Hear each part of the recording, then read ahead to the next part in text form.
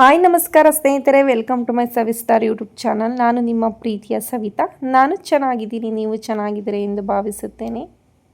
ನಾನಿವತ್ತು ಮಾಡ್ತಾರಂತಹ ರೆಸಿಪಿ ಡಾಬಾ ಸ್ಟೈಲಲ್ಲಿ ಚಿಕನ್ ಕರಿನ ನಾನು ಮಾಡ್ತಾ ಇದ್ದೀನಿ.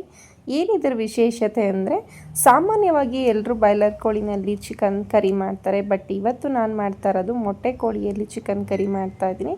ಸೊ ಇದೇ ವಿಶೇಷತೆ ಅಂತಲೇ ಹೇಳ್ಬೋದು. ಡಾಬಾ ಸ್ಟೈಲಲ್ಲಿ ಯಾವ ರೀತಿಯಾಗಿ ಚಿಕನ್ ಕರಿ ಮಾಡೋದು ಅಂತ ನೋಡೋಣ ಬನ್ನಿ. ಫಸ್ಟಿಗೆ ನಾನು ಚಿಕನ್ನ ತೊಳೆದಿಟ್ಕೊಂಡು ಅದಕ್ಕೆ ಉಪ್ಪು, ಅರಿಶಿಣದ ಪುಡಿ, ಖಾರದ ಪುಡಿಯನ್ನು ಸೇರಿಸಿಕೊಂಡು 7ರಿಂದ 8 ವಿಷಲ್ ಆಗುವಷ್ಟು ಬೇಯಿಸಿಕೊಂಡಿದ್ದೀನಿ. ತದನಂತರ ನಾನು ಈಗ ಒಂದು ಬಾಣಲೆಗೆ ಸ್ವಲ್ಪ ಎಣ್ಣೆಯನ್ನು ಸೇರಿಸಿಕೊಂಡು ಅದಕ್ಕೆ ಚಕ್ಕೆ, ಲವಂಗ, ಏಲಕ್ಕಿ ಮತ್ತು ಸೋಂಪು ಕಾಳು, ಪಲಾವ್ ಎಲೆ, ಕಸೂತಿ ಮೇಥಿಯನ್ನು ಹಾಕಿ ಚೆನ್ನಾಗಿ ಅದನ್ನು ಫ್ರೈ ಮಾಡಿಕೊಂಡ ನಂತರ ಸಣ್ಣದಾಗಿ ಕಟ್ ಮಾಡ್ಕೊಂಡಿರುವಂತಹ ಪುದೀನ ಮತ್ತು ಕೊತ್ತಂಬರಿ ಸೊಪ್ಪನ್ನು ಸೇರಿಸಿಕೊಂಡು ಚೆನ್ನಾಗಿ ಈ ರೀತಿಯಾಗಿ ಫ್ರೈ ಮಾಡ್ಕೊಳ್ಬೇಕು.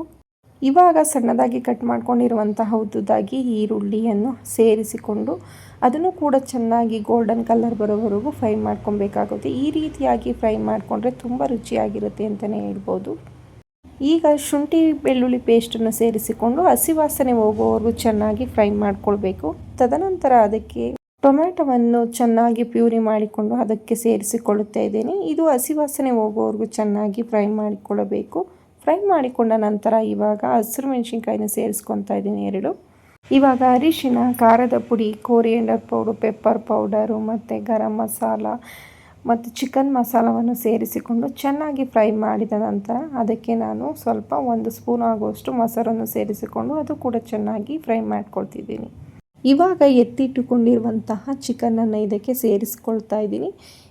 ಸೇರಿಸಿಕೊಂಡು ಅದಕ್ಕೆ ಎಷ್ಟು ಬೇಕೋ ಅಷ್ಟು ನೀರನ್ನು ಇವಾಗಲೇ ಸೇರಿಸಿಕೊಂಡು ರುಚಿಗೆ ತಕ್ಕಷ್ಟು ಉಪ್ಪನ್ನು ಇವಾಗಲೇ ಹಾಕಿಕೊಂಡು ಚೆನ್ನಾಗಿ ಒಂದು ಮಿಕ್ಸ್ ಕೊಟ್ಟು ಲಿಡ್ಡ ಕ್ಲೋಸ್ ಮಾಡಿ ಒಂದು 2ರಿಂದ 3 ನಿಮಿಷಗಳ ಕಾಲ ಚೆನ್ನಾಗಿ ಬೇಯಿಸ್ಕೊಬೇಕಾಗುತ್ತೆ ಉಪ್ಪು ಖಾರ ಹಿಡಿಯೋದಕ್ಕೆ. ಚಿಕನ್ನ ಯಾಕೆ ಫಸ್ಟಿಗೆ ನಾನು ಸಪ್ರೇಟಾಗಿ ಬೇಯಿಸ್ಕೊಂಡಿದ್ದೆ ಅಂದರೆ, ಇದು ಮೊಟ್ಟೆ ಕೋಳಿ ಆಗಿರೋದ್ರಿಂದ ಬೇಗ ಬೇಯೋದಿಲ್ಲ. ಹಾಗಾಗಿ ಫಸ್ಟಿಗೆ ಇದನ್ನು ಚೆನ್ನಾಗಿ ಬೇಯಿಸ್ಕೊಬೇಕಾಗುತ್ತೆ ಒಂದು 7ರಿಂದ 8 ವಿಷಲ್ ಆಗುವಷ್ಟು. ಇವಾಗ ಕಸೂತಿ ಮೇಥಿ ಮತ್ತು ಕೊತ್ತಂಬರಿ ಸೊಪ್ಪನ್ನು ಹಾಕಿ ಒಂದು ಮಿಕ್ಸ್ ಕೊಟ್ಟರೆ ತುಂಬ ಚೆನ್ನಾಗಿರುತ್ತೆ. ಮುದ್ದೆ ಜೊತೆಗೆ, ಚಪಾತಿ ಜೊತೆಗೆ, ದೋಸೆ, ಅನ್ನ ಜೊತೆ ಸೂಪರ್ ಕಾಂಬಿನೇಷನ್ ಅಂತಲೇ ಹೇಳ್ಬೋದು.